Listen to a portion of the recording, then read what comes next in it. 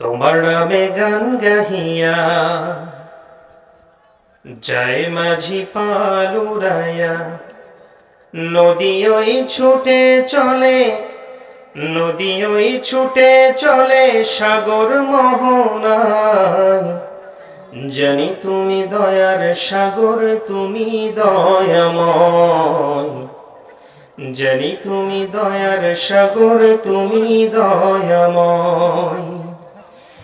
সূর্য ওঠে তোমার নামে আলোর ধারা নিয়ে, চন্দ্র হাসে তোমার নামে জোছনা ছড়িয়ে। সূর্য ওঠে তোমার নামে আলোর ধারা নিয়ে, চন্দ্র হাসে তোমার নামে জোছনা ছড়িয়ে। ফুল বনেতে ভ্রমরেরা তোমারই গান গায়। জানি তুমি দয়ার সাগর, তুমি দয়াময়। জানি তুমি দয়ার সাগর, তুমি দয়াময়। তোমার করুণাতে মাঠে সোনার ফসল ফলে, গাছ গাছালি তরুলতা সাজে ফুলে ফলে। তোমার করুণাতে মাঠে সোনার ফসল ফলে, গাছ গাছালি তরুলতা সাজে ফুলে ফলে। দক্ষিণ হাওয়া সুরে সুরে তোমারই গান গায়। জানি তুমি দয়ার সাগর, তুমি দয়াময়। জানি তুমি দয়ার সাগর, তুমি দয়াময়। তোমার নামে গান গাহিয়া যায় মাঝি পাল উড়াইয়া, নদী ওই ছুটে চলে সাগর মোহনায়। নদী ওই ছুটে চলে সাগর মোহনায়। জানি তুমি দয়ার সাগর, তুমি দয়াময়। জানি তুমি দয়ার সাগর, তুমি দয়াময়। হযরতে লোকমান আলাইহিস সালাম ছিলেন কৃতদাস মানুষ। ইথিওপিয়ার অঞ্চলের দিকে তার বাড়ি। দাউদ আলাইহিস সালামের সময়কার একজন মানুষ, একজন কালো মানুষ তিনি ছিলেন। যেই মানুষটির দিকে একবার তাকালে আরেকবার মন চাইবে না আরেকবার তাকাই, এমন টাইপের মানুষ হযরতে লোকমান ছিলেন।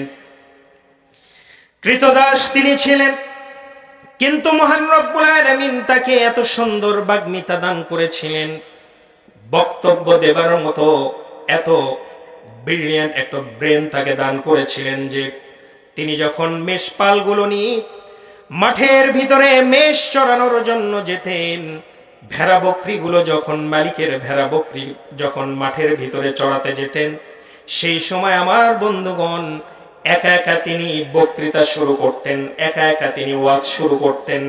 দেখা যেত অল্প কিছুক্ষণের ভিতরেই হাজার হাজার মানুষ তার বক্তৃতা শোনার জন্য চলে আসতো। সুবহানাল্লাহ বলবেন না? সুবহানাল্লাহ। সবাই বলেন সুবহানাল্লাহ। এত অসাধারণ বাগ্মিতা, এত অসাধারণ বক্তৃতা তিনি করতে পারতেন। একদিন তার মালিকের কাছে খবর চলে গেল যে তোমার যে কৃতদাস রয়েছে, তোমার যে গোলাম রয়েছে লোকমান, সে কিন্তু অনেক প্রজ্ঞাবান মানুষ, অনেক হিকমতওয়ালা মানুষ। সে যদি মাঠের ভিতরে বক্তৃতা শুরু করে দেয় তাহলে হাজার হাজার মানুষ তার বক্তৃতা শোনার জন্য চলে আসে। আল্লাহু আকবার বলেন। আমি নিজে দেখে এসেছি, হযরতে লোকমান আলাইহিস সালাম যখন মাঠের ভিতরে বয়ান করছেন, ওই লোকটি মালিককে বলতেছে, সেই সময় দেখছি আশেপাশের যত রাখাল আছে, আশেপাশের গ্রামের যত মানুষ আছে, তার বক্তৃতা শোনার জন্য তার সামনে এসে বসে গেছে। সুবহানাল্লাহ বলবেন না? প্রজ্ঞাবান মানুষ, হিকমতওয়ালা মানুষ, তার বক্তৃতা শোনার জন্য তো মানুষ আসবেই, ঠিক কিনা বলে? আমার বন্ধুগণ, এক পর্যায়ে হযরত লোকমান আলাইহিস সালাম যখন সন্ধ্যার দিকে বাড়িতে ফিরলেন, তার মালিক ডেকে বলছে, ও লোকমান, লোকেরা বলল তোমার নাকি দারুণ হিকমতওয়ালা মানুষ, তুমি অসাধারণ বাগ্মিতা তোমার নাকি আছে, তোমার বয়ান শোনার জন্য নাকি আশেপাশের অনেক মানুষ মাঠের ভিতরে চলে আসে। কেমন হিকমত আল্লাহ পাক তোমাকে দান করেছেন, আমি একটু তোমাকে পরীক্ষা করতে চাই। কি করতে চাই? একটু পরীক্ষা করতে চাই। হযরত লোকমান আলাইহিস সালাম সেই সময় তার মালিক লোকমানকে ডেকে বললেন, ও লোকমান, ওই যে ভেড়ার পালের ভিতর থেকে একটা ভেড়া জবাই করো, ভেড়া জবাই করার পরে ভেড়ার দুটো উৎকৃষ্ট মানের শ্রেষ্ঠ অংশ আমার সামনে নিয়ে আসো। সুবহানাল্লাহ বলেন। হযরত লোকমান আলাইহিস সালাম একটি ভেড়া জবাই করলেন। ভেড়া জবাই করার পরে তিনি মালিকের সামনে ভেড়ার দুটো উৎকৃষ্ট মানের গোশত তার সামনে নিয়ে গেলেন। তিনি যেই দুইটা জিনিস নিয়ে গিয়েছিলেন, একটা হচ্ছে হৃদয়, হৃৎপিণ্ড, হাড় নিয়ে গেছেন। সুবহানাল্লাহ বলেন। আর উৎকৃষ্ট মানের দ্বিতীয় নম্বরে যে জিনিসটি নিয়ে গেছেন সেটা হচ্ছে ভেড়ার জিহ্বা। সুবহানাল্লাহ। জিহ্বা আর হৃৎপিণ্ড তিনি মালিকের সামনে নিয়ে গিয়ে বলছেন, হে আমার মালিক, এইটা হচ্ছে এই ভেড়ার সব থেকে উৎকৃষ্ট একটা গোস্তের টুকরা। সুবহানাল্লাহ বলে। এবার মালিক বললেন, লোকমান তুমি যাও, আবার ভেড়ার পাল থেকে আরেকটি ভেড়া জবাই করে নিয়ে আসো। জবাই করার পরে ভেড়ার অংশের ভিতর থেকে সব থেকে নিকৃষ্ট মানের দুইটা গোস্তের টুকরা আমার সামনে এনে হাজির করো। কয় টুকরা বলে? দুই টুকরো। দুই টুকরো ভেড়ার সর্বনিকৃষ্ট মানের দুটো অংশ আমার সামনে নিয়ে আসো।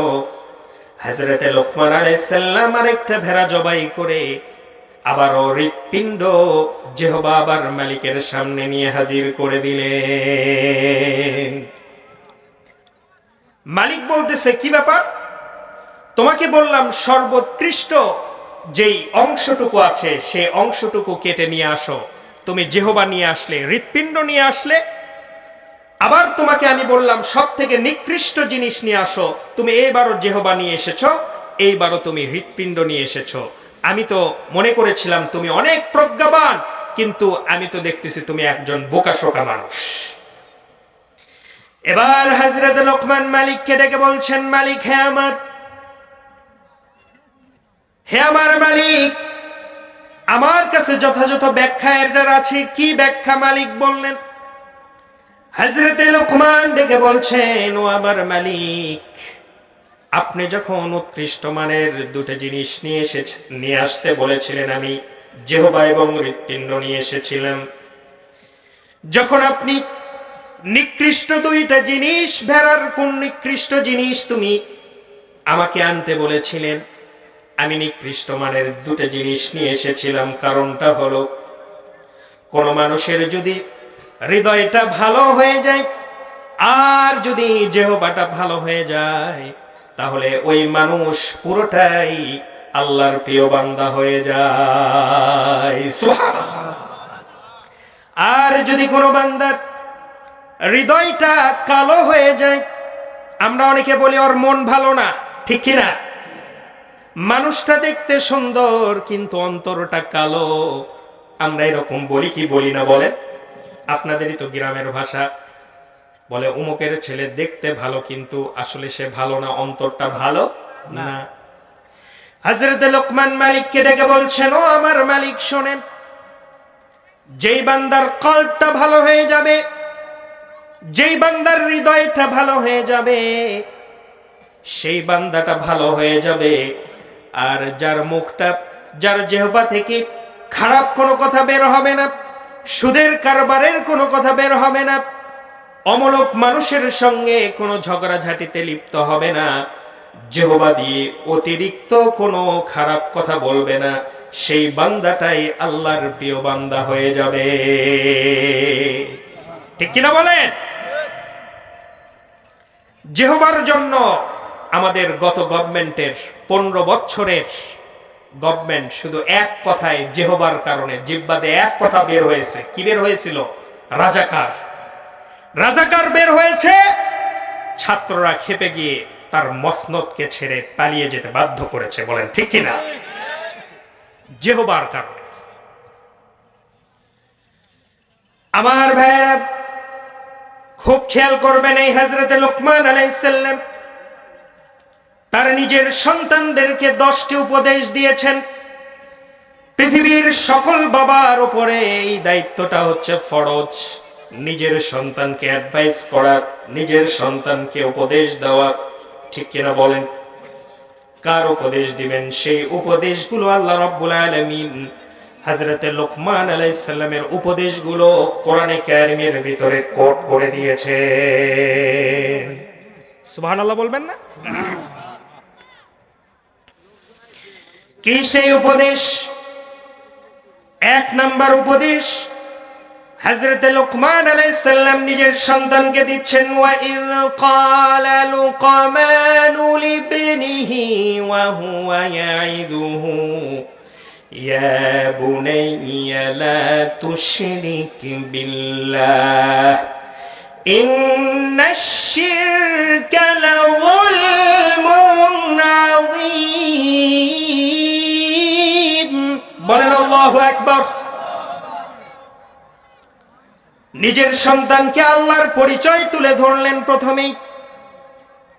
প্রথম পরিচয় দিলেন, ও আমার প্রিয় ছেলে, হে আমার প্রিয় বৎস, ও আমার কলিজার টুকরা সন্তান, শোনো, জীবনে কোনোদিন আল্লাহর সঙ্গে শরীক স্থাপন করো না।